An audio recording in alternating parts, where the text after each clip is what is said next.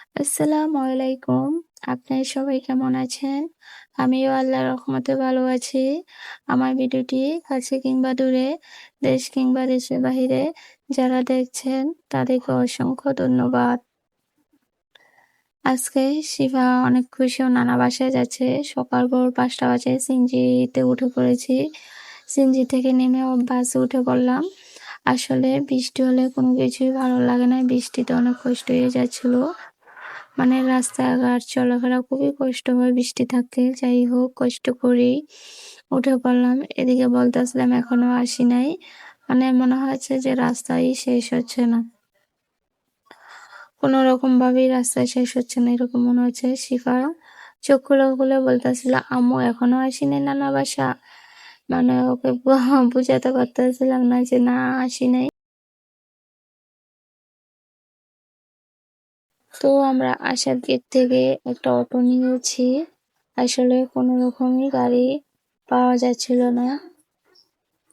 বৃষ্টি তো সব মানে বৃষ্টির কারণে আহ চলাফেরা কষ্ট হয়ে যায়, তার জন্য অটোও খুঁজে পাচ্ছিলাম না। আর দাম এত বলে, মনে হয় বৃষ্টি হলে ওদের ঈদ লেগে যায়, এত টাকা মানে বলে থাকে আর কি।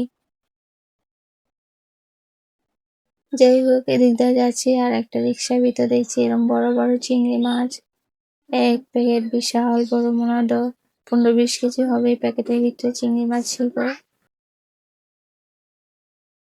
যাই হোক চিংড়ি মাছ আমার একদম পছন্দ না, খেতে ভালো লাগে না। আমার ভিডিওটি যদি ইউটিউব চ্যানেল থেকে দেখে থাকেন প্লিজ সাবস্ক্রাইব করে পাশে থাকবেন। আর পুরাতন আপু ভাইয়াদেরকে অসংখ্য ধন্যবাদ।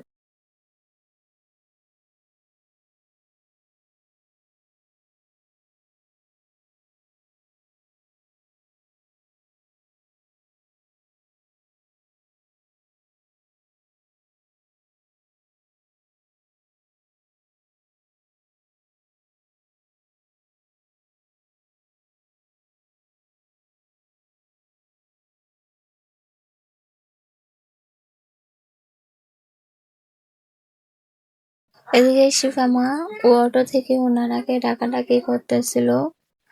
তো পাঠানো যে গাড়ি থেকে লাফ মেরে পড়ে যান নানা কাছে দৌড় দেয় আর কি। তো এই যে আমরা অটো থেকে এখন নেমে পড়বো। অটো ভাড়া দিয়ে দিলাম। আজকে ব্লগ ভিডিওটি আপনাদের কাছে কেমন লেগেছে সবাই কমেন্টে জানাবেন। আজকের ভিডিও পর্যন্তই। আল্লাহ হাফিজ।